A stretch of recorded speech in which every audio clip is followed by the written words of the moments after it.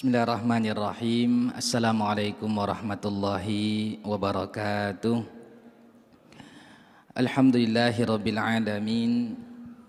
Wa bihi nasta'inu ala umurid dunya waddin. Wassalatu wassalamu ala habibina wa nabiyyina Muhammadin wa ala alihi wa sahbihi ajma'in. Amma ba'd. Hadirin sedang jamaah maghrib yang dimuliakan Allah Subhanahu wa taala. Kembali kita melanjutkan bacaan kitab Syama'ilun Nabi yang merupakan lanjutan dari bab yang telah kita mulai, bab ke-26, yaitu tentang jenis lauk pauk yang dimakan oleh Rasulullah sallallahu alaihi wasallam. Sampailah kita pekan lalu berhenti di hadis yang ke-10, jenis lauk pauk yang dimakan oleh baginda Rasul sallallahu alaihi wasallam. Qala al-muallif rahimahullahu taala, kita ringkas sanad hadisnya. An Anas bin Malikin qala, dari sahabat Anas bin Malik radhiyallahu anhu, beliau mengatakan, kana nabiyyu sallallahu alaihi wasallam yu'jibuhu dubba'u. Adalah, kata Anas bin Malik radhiyallahu anhu, adalah Nabi sallallahu alaihi wasallam sangat menyukai buah labu. Alhamdulillah, buah labu ini bisa kita temukan di daerah kita. Ternyata makanan ini, buah-buahan ini sangat disukai oleh Rasulullah sallallahu alaihi wasallam. Fa utiya bi ta'amin, kata Anas bin Malik, beliau dihidangkan makanan. Au du'iya lahu, atau diundang beliau. Beliau diundang untuk mencicipi makanan. Walimatut ta'am. Walimah itu banyak. Ada walimatul urus, pesta pernikahan. Ada walimatut ta'am saja, pesta makan saja, tidak ada kaitan dengan pernikahan misalnya. Lalu kata Anas bin Malik, faja'altu atatabba'uhu, maka aku mengikuti beliau. Beliau perhatikan di mana duduknya Rasulullah sallallahu alaihi wasallam. Fa'adha'uhu baina yadayhi, lalu aku meletakkan buah labu itu di hadapan beliau. Lima a'lamu annahu yuhibbuhu, karena aku mengetahui bahwa Rasulullah sallallahu alaihi wasallam menyukai buah labu itu. Nah, inilah gambaran para sahabat. Apapun yang disukai oleh Rasul sallallahu alaihi wasallam, mereka itu berupaya untuk melakukannya. Termasuk yang dilakukan oleh Anas bin Malik di sini, sengaja melirik-lirik kira-kira di mana Nabi kita duduk. Dilirik-lirik terus. Nah, ini kecintaan para sahabat kepada Rasulullah sallallahu alaihi wasallam. Bagaimana supaya melakukan yang beliau cintai. Nah, ini termasuk juga ini dalam bab yang kita telah sebutkan tentang cincin Rasulullah sallallahu alaihi wasallam. Beliau mengenakan cincin terbuat dari perak, alhamdulillah. Kemudian bab cincin ini, kalau kita bandingkan dengan bab sekarang ini, posisinya kalau sekarang bab 26 ya, bab 26, sedangkan bab cincin itu bab ke-12. Dari bab ke-12 sampai ke-26 ini memakan waktu yang sangat panjang. Namun demikian, baru minggu ini bisa saya pakai cincin terbuat daripada perak. Luar biasa.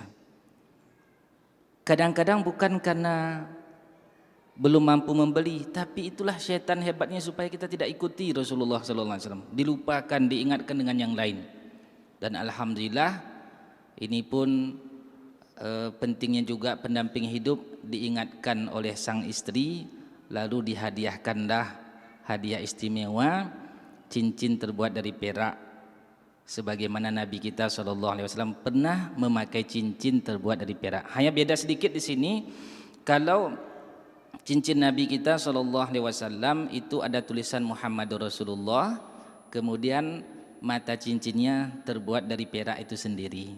Sedangkan ini terbuat dari jenis lain. Minimal sudah ada cincin terbuat dari perak. Maka jamaah sekalian, sesekali seumur hidup sekali sajalah minimal. Pekan depan kita periksa jamaah yang tidak pakai cincin perak. Ya, sesekali minimal pernah kita melakukan yang dilakukan oleh Nabi SAW. Para sahabat demikian, sampai-sampai itu Ibnu Umar radhiyallahu anhu karena inginnya mengikuti Rasulullah SAW, cara berjalan Nabi kita pun diikuti. Bagaimana cara berjalan Rasulullah SAW itu diikuti oleh Ibnu Umar.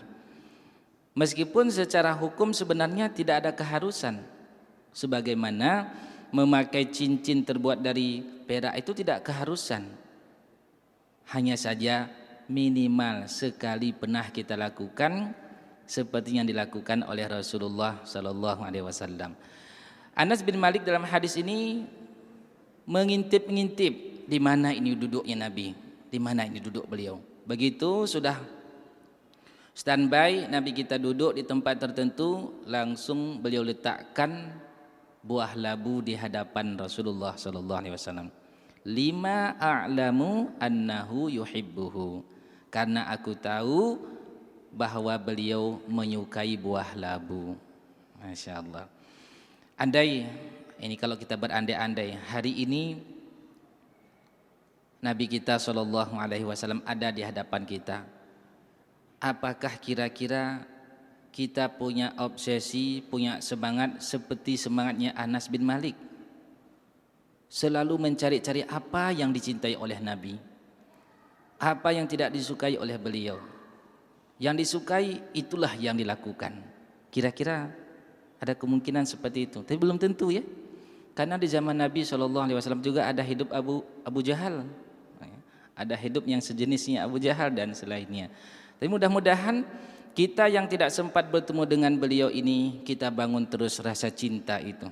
Apapun yang beliau cintai, kita berupaya untuk mencintainya. Apa yang beliau tidak sukai, kita berupaya untuk menjauhinya. Rasulullah SAW menyebutkan, nanti orang itu dibangkitkan di akhirat, almar'u ala man ahab. Seseorang itu dibangkitkan di akhirat bersama orang yang ia cintai. Maka dari sekarang kita bangun terus cinta kita kepada Rasul SAW. Apapun itu yang beliau cintai, kita cintai. Bagaimana cara mendatangkan cinta beliau, kita lakukan sebisa kita. Kemudian hadis yang ke-11 dari bab 26 ini, hadis dari Jabir, dari Hakim bin Jabir dari Hakim bin Jabir an abihi, dari bapaknya, qala, bapaknya Hakim bin Jabir ini mengatakan, dakhaltu 'alan nabiyyi sallallahu alaihi wasallam, aku masuk ke rumah Nabi sallallahu alaihi wasallam, fara'aitu indahu dubbaan yuqatta'u, maka aku melihat di sisi beliau ada buah labu yang terpotong-potong, sudah dipotong-potong. Fakultu, aku mengatakan, bertanya, ma hadza, ada apa ini? Qala, beliau menjawab, nukassiru bihi ta'amana, agar makanan kami bisa banyak. Kita tahu kemarin bahwa makanan Nabi SAW di rumah beliau sedikit. Untuk memperbanyak makanan itu beliau campurkan dengan buah labu. Alhamdulillah, kita untuk memotong buah labu ini tidak mesti dengan kekurangan beras. Boleh jadi banyak beras di rumah kita, namun karena tadi seperti yang disampaikan oleh Anas bin Malik, Nabi kita SAW menyukai buah labu, kita pun berupaya sepekan sekalilah ada pernah makan buah labu. Kalau tidak bisa sepekan sekali, sebulan sekali. Tidak bisa juga setahun sekali. Tidak bisa juga seumur hidup minimal sekali pernah makan buah labu. Masya Allah. Kemudian hadis ke-12 dari bab 26. Dari Anas bin Malik juga hadis ini, beliau mengatakan beliau Anas bin Malik radhiyallahu anhu mengatakan, inna khayyatan da'a Rasulullah sallallahu alaihi wasallam li ta'amin sana'ahu. Kata Anas bin Malik, sesungguhnya seorang tukang jahit mengundang Rasulullah sallallahu alaihi wasallam untuk makan yang beliau buat sendiri. Tukang jahit ini yang membuat sendiri makanan lalu mengundang Rasulullah sallallahu alaihi wasallam. Nah, ini juga menjadi pelajaran tentunya bahwa Rasulullah sallallahu alaihi wasallam itu tipe orang yang tidak memilih-milih profesi orang yang mengundang. Beliau itu dirasakan oleh seluruh umat saat itu milik mereka. Sehingga para sahabat yang kaya, yang miskin, pedagang, apapun profesinya tidak merasa sungkan mengundang Rasul sallallahu alaihi wasallam. Kalau seandainya ada orang takut mengundang kita, ada orang merasa tidak mungkin dipenuhi undanganku terhadap diri kita, ada perasaan orang demikian, maka kita harus koreksi diri. Mengapa? Misalkan petani yang miskin itu tidak mau mengundang kita, apakah karena jabatan kita? Apakah karena kita orang kaya? Kalau ada perasaan masyarakat demikian terhadap kita, maka kita koreksi diri. Tidak ada manusia yang paling mulia di sisi Allah selain Rasulullah sallallahu alaihi wasallam. Namun tidak ada masyarakat yang sungkan mengundang beliau. Kira-kira kalau orang takut mengundang kita, itu sebabnya apa kira-kira? Mungkin ada kaitan dengan diri kita, ada kaitan dengan pribadi kita. Boleh jadi karena merasa kita orang terpandang, tidak mungkin, orang merasa tidak mungkin dia mau memenuhi undangan saya. Atau dikira kita seorang pejabat tinggi, maka untuk mematahkan perasaan orang ini, kita buka diri. Ketika diundang, tidak sungkan-sungkan untuk datang. Jangan dipilih-pilih, yang mengundangnya itu orang kaya, kita bersemangat datang. Ketika yang mengundang kita orang yang tidak terpandang, kita pun banyak alasan. Kalau demikian pasti lain kali orang tidak akan mengundang kita lagi, karena sudah ada sekat. Khususnya ini bagi kita yang Allah takdirkan sedang memiliki kedudukan. Itu buka diri supaya orang-orang semua lapisan tidak sungkan mengundang kita. Inilah sosok Nabi kita Muhammad sallallahu alaihi wasallam, seorang yang tukang penjahit sekalipun, bahkan lebih mungkin rendah dari itu kedudukannya, profesinya, tidak sungkan-sungkan mengundang Nabi sallallahu alaihi wasallam. Semoga khususnya ini kita-kita yang Allah takdirkan memiliki kedudukan ini, betapa senangnya kalau yang mengundang kita itu orang sangat miskin, pelosok sekali, lalu kita datang, bahagianya dia, bahagia sekali. Dan juga kita buat konsepnya yang berbeda. Kalau selama ini konsepnya ketika yang mengundang itu pejabat, orang kaya, kita kasih kadonya besar-besar. Sekarang kita rubah, kalau yang mengundang itu orang kaya, kasih amplopnya 20.000 saja, karena banyak duit dia. Tapi kalau yang mengundang kita orang miskin, kasihlah 10 juta. Kalau tidak bisa 10 juta, 25 juta. Supaya nanti dia bahagia. Kita rubah itu konsep. Hadirin yang dimuliakan Allah Subhanahu wa taala. Kalau belum bisa pun kita memberikan yang banyak, minimal jangan kita sakiti hati mereka dengan tidak menghadiri undangannya. Kemudian kita lanjutkan hadis Anas bin Malik radhiyallahu anhu. Qala Anas, setelah beliau sebutkan tadi bahwa tukang jahit mengundang Nabi SAW untuk mencicipi masakan orang tukang jahit ini, berkata Anas, fadhahabtu ma'a Rasulillahi sallallahu alaihi wasallam ila dzalika ta'am. Maka aku pun pergi bersama Rasulullah sallallahu alaihi wasallam kepada undangan makan tersebut. Faqarraba ila Rasulillahi sallallahu alaihi wasallam khubzan min sya'irin. Lalu didekatkan kepada Nabi kita roti yang terbuat dari tepung gandum. Wa maraqan fihi dubbaun wa qadidun. Dan kuah yang berisi labu, buah labu, dan juga berisi seperti dendeng. Ya, dendeng.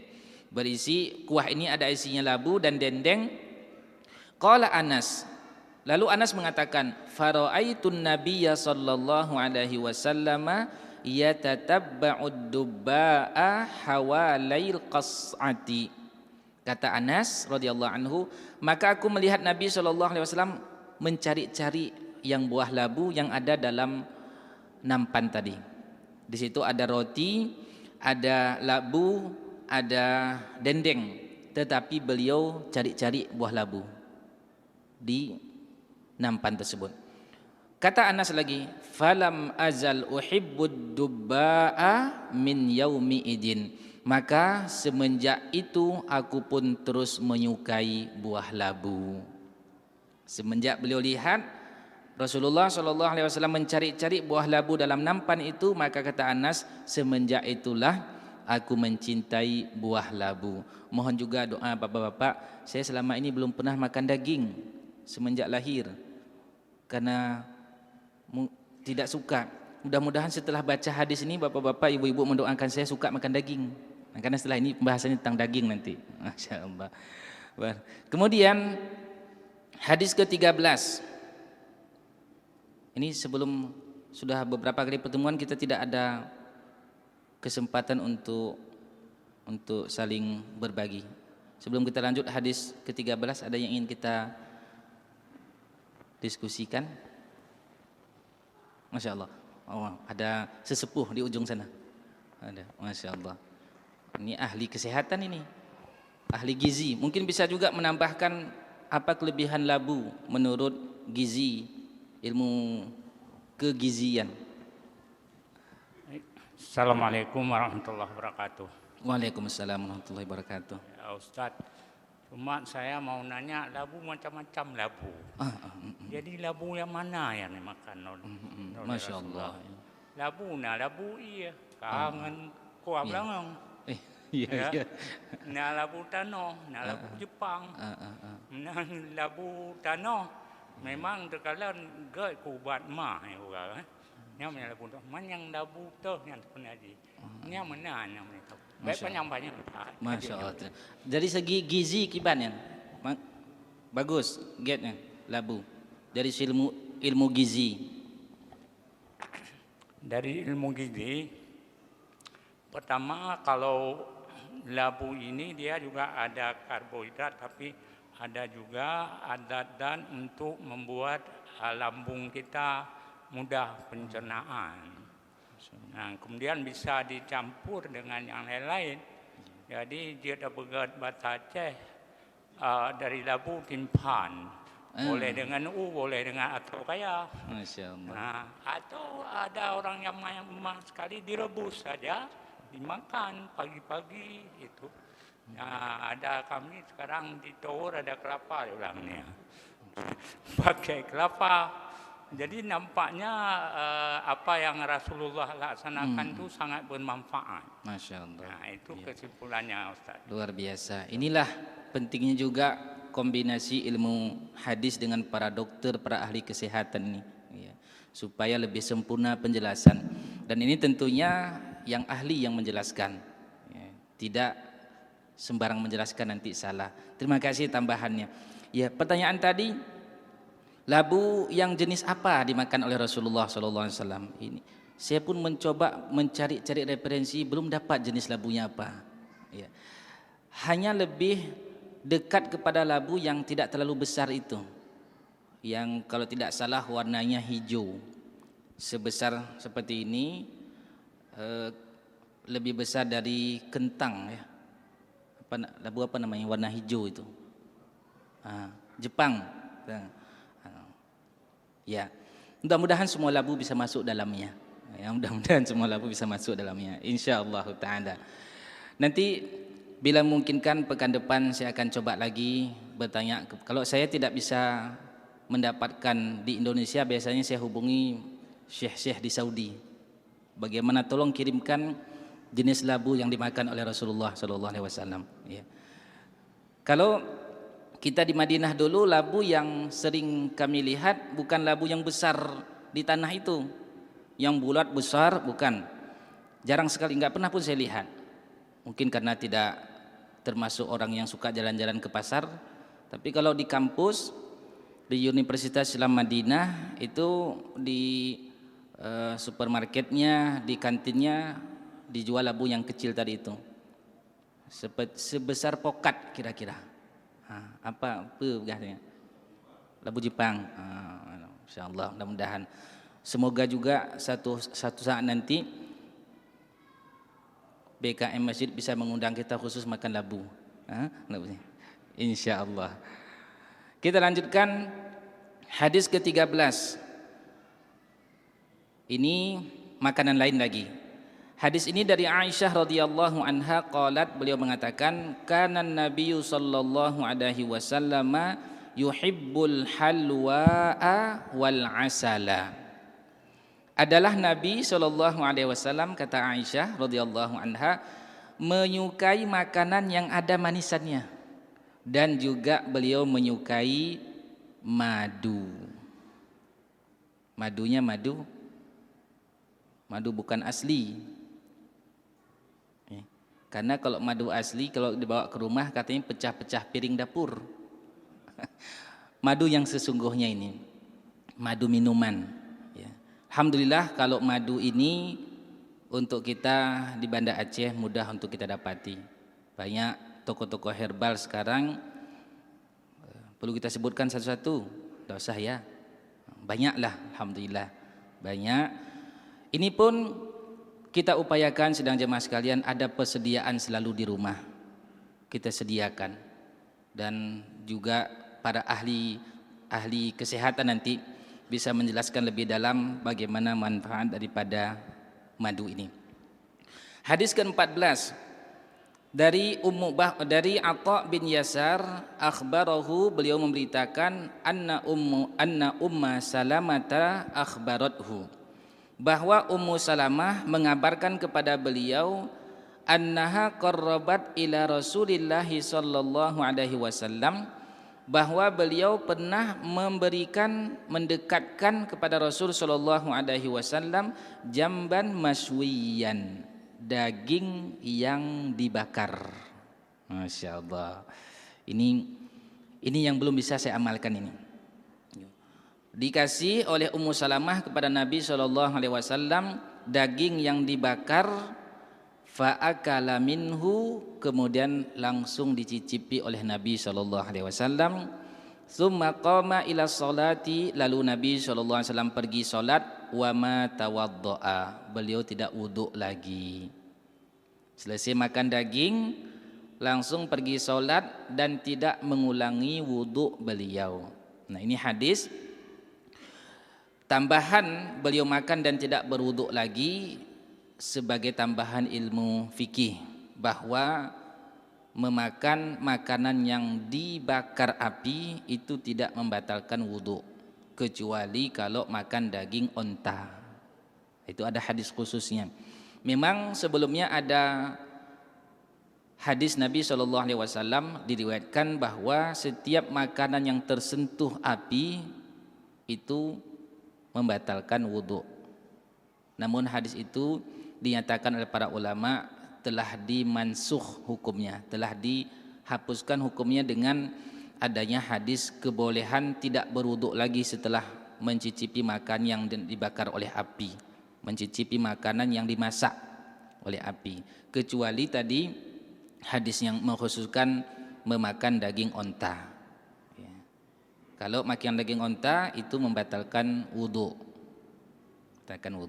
Alhamdulillah kita nggak ada unta di sini. Maka kalau nanti jika kita diundang oleh pengurus masjid makan buah labu ditambah lagi makan daging, begitu masuk waktu isya tidak usah lagi wudhu. Kalau mau wudhu boleh, tidak dilarang.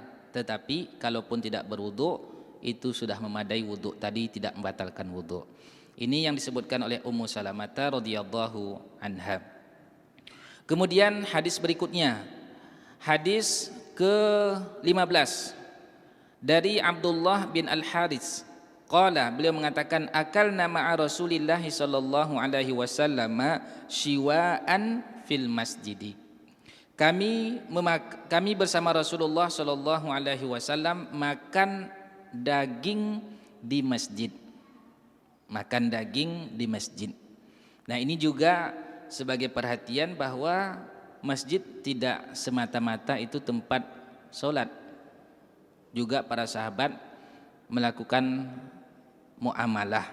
Selain tentunya ada hadis nanti yang mengkhususkan tidak boleh. Misalnya jual beli, itu ada hadis khusus. Tidak boleh seorang muslim itu jual beli di masjid, karena didoakan oleh Nabi kita SAW, orang yang bertransaksi di masjid itu semoga Allah tidak berikan keuntungan. Begitu doanya. Jadi kalau ada orang transaksi di masjid, kita doakan semoga Allah tidak berikan keuntungan. Tapi jangan keras, nanti marah dia. Itu termasuk sunnah itu. Nah, kemudian masih ada waktu kita banyak ini hadisnya. Kita selesaikan terus. Dari hadis yang ke-16, hadis ke-16 dari Al-Mughirah bin Syu'bah. Al-Mughirah bin Syu'bah ini termasuk sahabat yang meriwayatkan hadis tentang mengusap di atas kedua sepatu. Ya, beliau pernah melakukan perjalanan bersama Nabi SAW. Ketika berwudu, beliau ingin buka sepatunya Nabi. Ini juga khidmatnya para sahabat.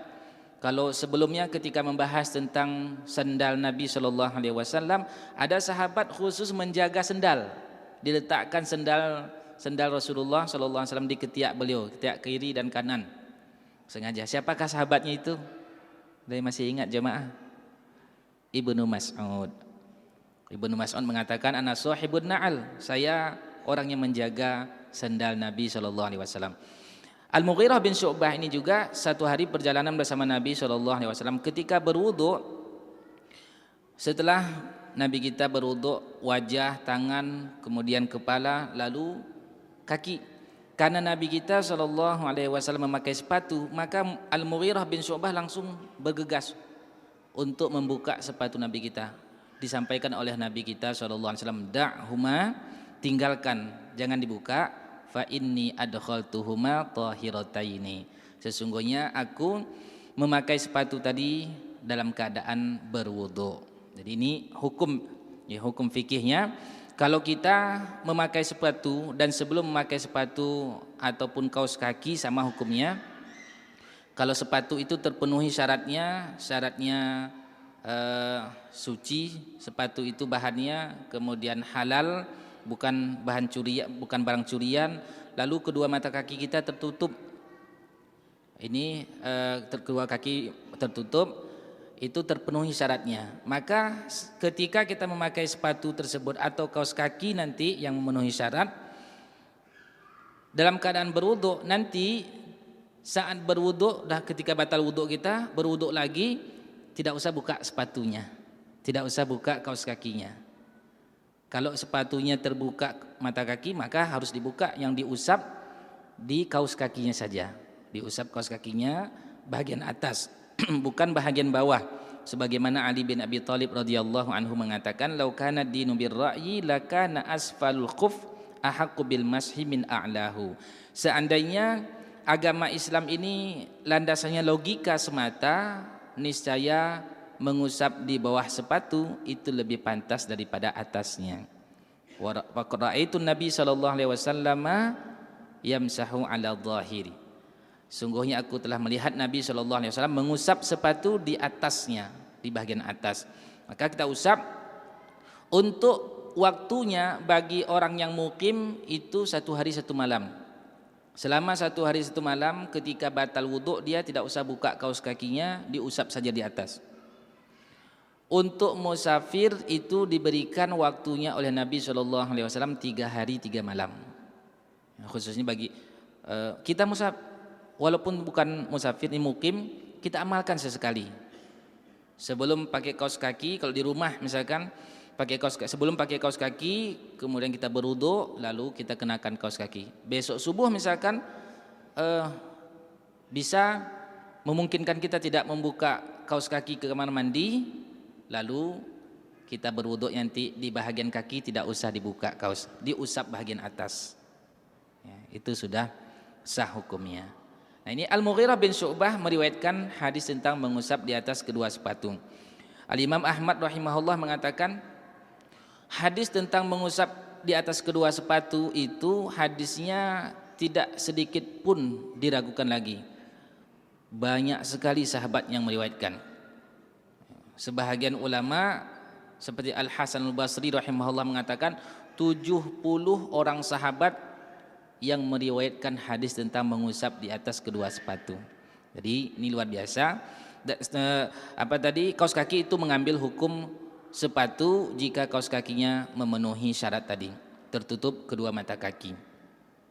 Beliau mengatakan, Al-Mughirah bin Syu'bah mengatakan, dibtu ma'a Rasulillah sallallahu alaihi wasallam zata lailatin. Aku bertamu bersama Nabi sallallahu alaihi wasallam di satu malam.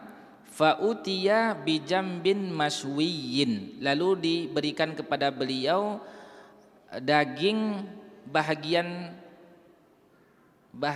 tangannya, bagian sayapnya, ya. Bagian sayapnya yang terpanggang.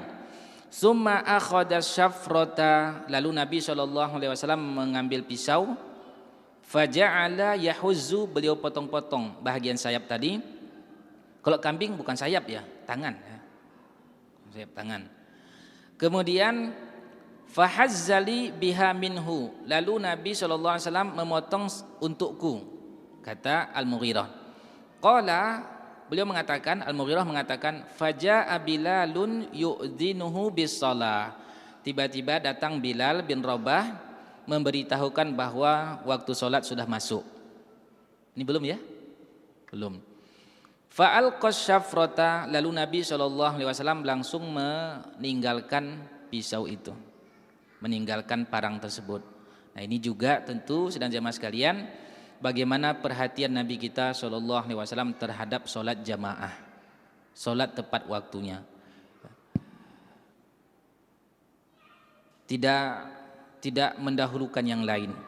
Begitu sudah masuk waktu sholat, kita berupaya untuk meninggalkan semua kegiatan itu. Kalau seandainya itu tidak urgen, masih bisa kita lakukan yang lain. Musyawarah misalnya, ini sering sekali terjadi. Musyawarah, kalau memang musyawarahnya tidak begitu mendesak, kan ada, kalau istilah skala prioritas itu kan ada 4. Ada muhimmun wa ajilun, penting dan mendesak.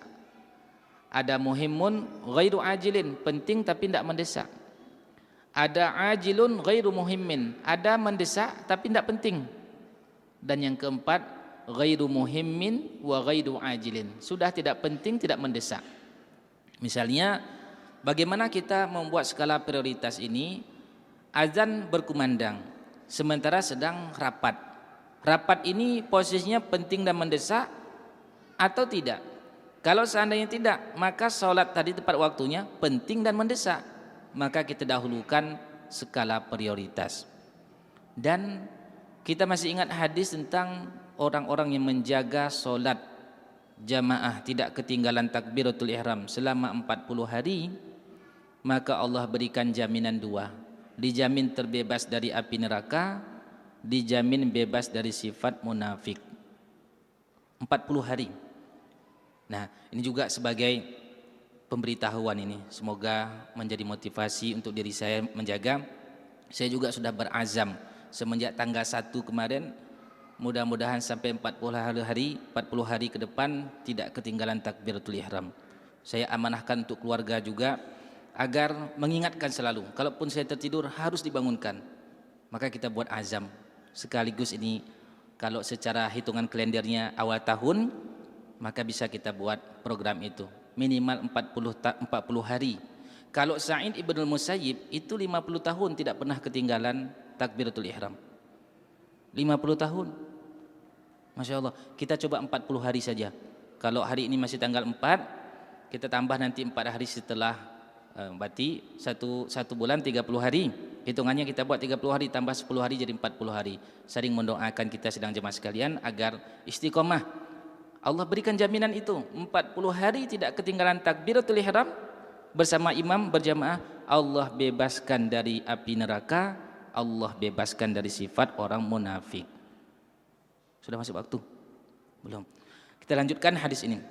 InsyaAllah kita berazam saling berdoa, mendoakan, ya Allah, semoga berikanlah istiqomah kepada seluruh jamaah Masjid Oman Malam Rabu yang hadir malam ini, khususnya kaum laki-laki bisa solat berjamaah tidak ketinggalan takbiratul ihram selama 40 hari. Amin ya rabbal alamin. Kata Bilal bin Rabah memberitahukan kepada Nabi SAW bahwa waktu solat sudah masuk. Fa'alqas syafaratam, langsung ditinggalkan, dilemparkan itu pisau. Faqala ma lahu taribat yadah. Nabi doakan Bilal, beruntunglah Bilal, mengingatkan sudah tentang waktu solat. Qala, berkata perawi hadis ini, wa kana syaribuhu qad wafa, adalah saat itu kumisnya Al-Mughirah sudah panjang. Karena Mughirah yang menceritakan hadis ini, lalu perawi hadis mengatakan wa kana syaribuhu qad wafa, adalah kumisnya Mughirah itu panjang, sudah panjang melewati batas bibir. Faqala lahu, maka Nabi SAW memberikan peringatan kepada Al-Mughirah. Aqussuhu laka ala siwakin au qussahu ala siwakin. Aku akan memotong kumismu itu seukuran siwak, atau potonglah kumismu itu dengan seukuran siwak. Oh, gimana itu maksudnya? Kira-kira gimana itu? Ya, kalau kita letakkan siwak itu di sini, jangan lewat, begitulah kira-kira. Yang menjadi inti, kalau ada kumis kita jangan sampai menutupi bibir itu, jangan sampai menutupi bibir. Dan ada hadis yang lain malah menjadi perintah, pendekkanlah kumis, biarkanlah memanjang jenggot, kata Rasul SAW. Ini juga para sahabat itu ketika mendapatkan peringatan dari Nabi SAW tidak banyak pikir, oh nanti sajalah, ini hukumnya sunnah ya, wajib, makruh. Enggak. Para sahabat itu langsung sami'na wa ata'na. Ketika beliau sebutkan tentang hadis bahwa laki-laki itu haram memakai emas, haram memakai sutra, itu sahabat yang pakai emas langsung dibuang emasnya, enggak mau ambil lagi, padahal kan bisa ditukar, dibeli sesuatu. Begitulah mereka taatnya sami'na wa ata'na dengan baginda Rasulullah sallallahu alaihi wasallam. Mudah-mudahan sedikit demi sedikit kita upayakan. Kalau belum bisa semuanya, sedikit demi sedikit. Yang penting dalam hati kita ada keinginan untuk mengikuti sunnah Nabi sallallahu alaihi wasallam. Hadis, satu lagi hadis kita sebutkan. Hadis ke-17. Dari Abu Hurairah radhiyallahu anhu qala, utiyan Nabi sallallahu alaihi wasallam bilahmin farufi'a ilaihi dhira' wa kana tu'jibuhu fanahasa minha. Kata Abu Hurairah radhiyallahu anhu, didatangkan kepada Nabi sallallahu alaihi wasallam daging. Lalu diberikan kepada beliau di bahagian lengan kambing itu. Wa kana tu'jibuhu, beliau suka ternyata bahagian lengannya. Ini kalau nanti ada undangan makan kambing, kita cari yang bahagian lengannya. Itu disukai oleh Nabi SAW. Setelah beliau dihidangkan, fanahasa minha, langsung beliau cicipi. Dalam riwayat yang lain nanti mungkin tidak sempat kita bacakan di sini, mengapa beliau suka bahagian lengan, disebutkan oleh perawi bahwa itu lebih mudah empuknya. Ketika dibakar itu lebih mudah merata, begitu disebutkan. Kita tambah satu hadis lagi ya, masih ada waktu. Satu lagi. Hadis ini di samping kesukaan Nabi kita, tapi berita sedih ini hadis ini. Tidak usah sekarang ya, kan depan aja. Sedih nih ceritanya. Kan depan saja, insya Allah kita tutupkan dengan hadis ke-17 saja. Kita akan lanjutkan mudah-mudahan dengan izin Allah Subhanahu wa taala hadis ke-18 dari bab 26 ini bisa kita selesaikan. Sebelum kita tutup, ada yang ingin kita sempurnakan lagi? Ada yang ingin kita diskusikan? Kalau tidak, maka kita padai sebagai waktu masih ada untuk bisa mentajdid, memperbaharui wudhu bagi yang ingin memperbaharui, dan berwudu awal bagi yang sudah batal. Subhanakallahumma wa bihamdika asyhadu an la ilaha illa anta astaghfiruka wa atubu ilaik. Wa sallallahu ala Muhammadin wa ala alihi wa sahbihi ajma'in. Wassalamualaikum warahmatullahi wabarakatuh.